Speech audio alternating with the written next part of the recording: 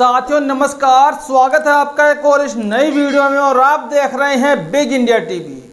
देश में 2024 का लोकसभा चुनाव जारी है। पहले चरण की वोटिंग हो चुकी है और साथ ही 26 अप्रैल को दूसरे चरण की वोटिंग होगी और ये वोटिंग होगी साथियों 13 राज्यों की 89 यानी कि 89 सीटों के ऊपर। और साथियों इसी के लिए देश की तमाम पार्टियां मैदान में डटी हुई है। सब पार्टियों की चाहत है कि एक अच्छा खासा नंबर इस बार सीटों का जीत का दर्ज कर सके। लेकिन साथियों क्या होगा ये तो 4 जून को ही पता लगेगा। किसकी हवा चली और किसकी लहर खत्म हो गई 4 जून को सब साफ हो जाएगा। साथियों वैसे तो चुनाव आयोग पर लोगों ने सवाल खड़े भी किए कि जो लोकसभा का चुनाव आयोग 4 चरणों में ही समाप्त कर सकता था, आखिरकार चुनाव आयोग ने इस बार 7 चरणों में चुनाव करवाने की जो जिद है वो क्यों की।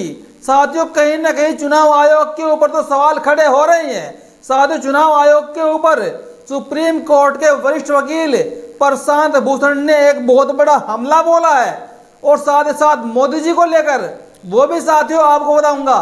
और एक तरफ साथियों मल्लिकार्जुन खड़गे जो कि कांग्रेस के राष्ट्रीय अध्यक्ष है, उन्होंने मोदी जी को क्या कहा वो भी साथियों आपको बताऊंगा। और एक तरफ साथियों बहन जी ने आज 2 बड़ी ही महत्वपूर्ण रैली की दूसरे चरण के लोकसभा चुनाव के लिए।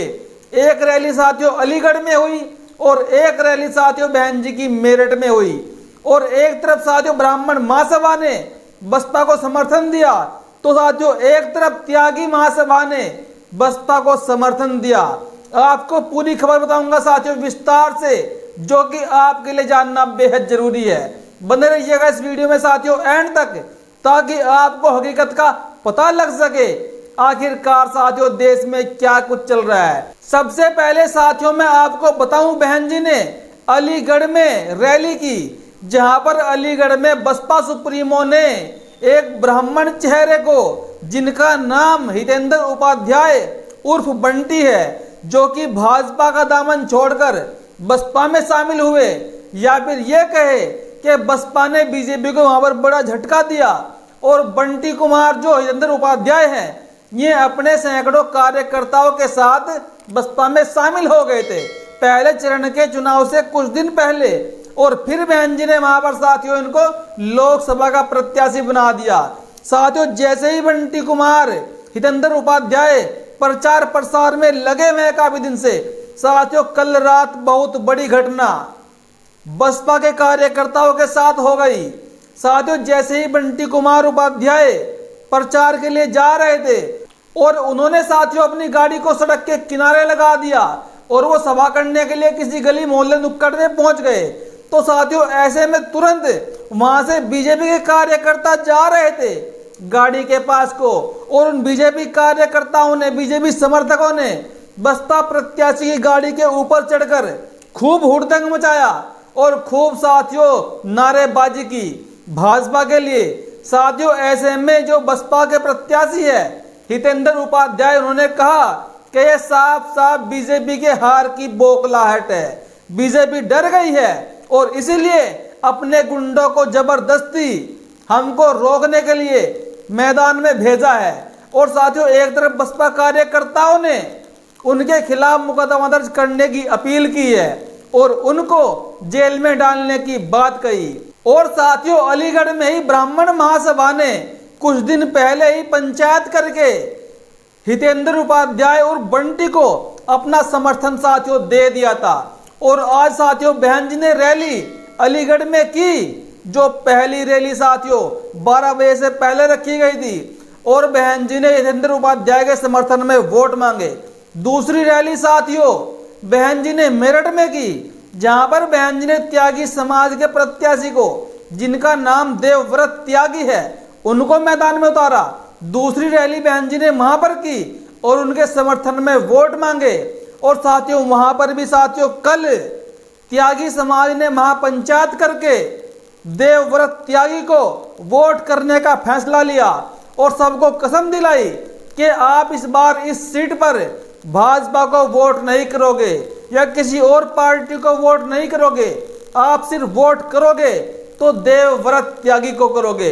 ये साथियों आप बराबर में देख सकते हैं, जो पंचायत का पत्र है, जो लेटर है, ये भी सार्वजनिक किया गया है। और साथियों अब मैं आपको बताऊंगा कि आखिरकार मेरठ में जातिगत आंकड़े क्या बोल रहे हैं, वहां के जातिगत आंकड़े क्या कह रहे हैं, इस बार किसका पलड़ा भारी है। साथियों मेरठ के अंदर दलित समाज की जो वोटरों की संख्या है लगभग साथियों 3 लाख है। अगर वहां पर बात करूं साथियों मुस्लिम की, तो मुस्लिम मेरठ के अंदर साथियों 5.5 लाख वोटर है। अगर बात करूं साथियों ब्राह्मण समाज की, तो ब्राह्मण समाज के वोटर साथियों वहां पर 1.5 लाख के आसपास है। और त्यागी समाज का जो वोटर है वो साथियों वहां पर लगभग 1 लाख के आसपास है साथियों। और अगर ये समीकरण सही बैठ गया, अगर त्यागी समाज ने जैसे पंचायत की, अगर वो बसपा के समर्थन में आ जाता है और मुस्लिम समाज का वोट बैंक के साथियों 30 से मात्र 40% वोट बैंक की बसपा प्रत्याशी देवव्रत त्यागी को पड़ता है, तो ये सीट पूर्ण रूप से बसपा की झोली में जाने की पूरी उम्मीद है। अब मैं साथियों आपको बताऊं अलीगढ़ के जातिगत सर्वे क्या कहते हैं। अलीगढ़ में साथियों 3.5 लाख मुस्लिम समाज के मतदाता है, 2 लाख SC समाज के मतदाता है, दलित समाज के मतदाता है और 1.5 लाख साथियों अलीगढ़ में ब्राह्मण समाज के मतदाता है। 2.5 लाख लगभग साथियों जाट समाज के मतदाता है और 1.5 लाख ठाकुर मतदाता है। और बाकी जो पिछड़ी जातियां बसी उनमें वैश्य, यादव, त्यागी और भी पिछड़ी जातियां, उनके मतदाता साथियों वहां पर लगभग 4.5 लाख है। अगर साथियों वहां पर जितेंद्र उपाध्याय अपना जलवा दिखाने में कामयाब रहे तो साथियों ये सीट अवश्य बसपा की झोली में जाने की पूरी उम्मीद है। और एक तरफ साथियों बिहार के वैशाली लोकसभा सीट से आपको पता है कि शंभू कुमार सिंह जो कि नेशनल दस्तक चलाते हैं, लगातार साथियों वो कोशिश कर रहे थे कि उनको BSP से वैशाली लोकसभा से लोकसभा का टिकट मिल जाए।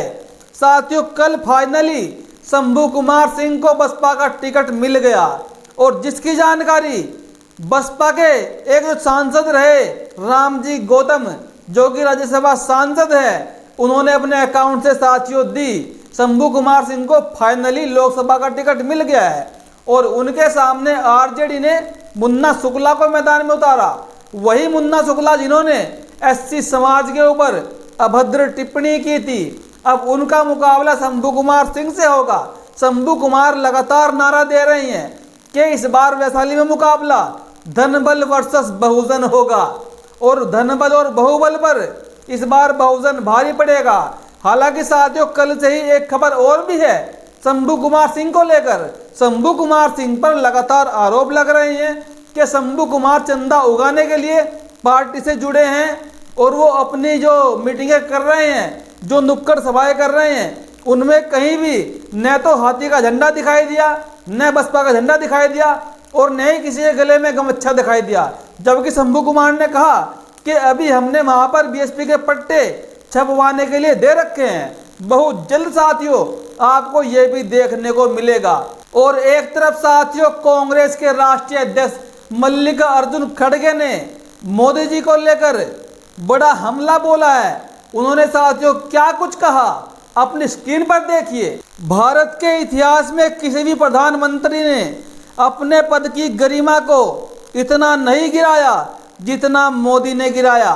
मल्लिकार्जुन खड़गे यानी कि मोदी जी की जो गरिमा है, जो छवि है, उस पर साथियों प्रहार किया मल्लिकार्जुन खड़गे ने और कहा कि जो हालात आज मोदी जी के हो गए हैं और जो गरिमा मोदी जी की गिर गई है, आज तक के इतिहास में भारत के किसी भी प्रधानमंत्री ने अपने साथ ऐसा खिलवाड़ नहीं होने दिया। अपने नाम को इतना नीचे किसी ने नहीं गिराया जितना मोदी जी ने गिरा लिया। क्योंकि भाजपा सरकार के आते ही देश में जो हाहाकार, जो भुखमरी, जो बेरोजगारी चरम सीमा पर पहुंची, उसको लेकर साथियों किसी भी देश के प्रधानमंत्री की गरिमा गिर सकती है और मोदी जी इसको कंट्रोल करने में पूरी तरह असफल रहे।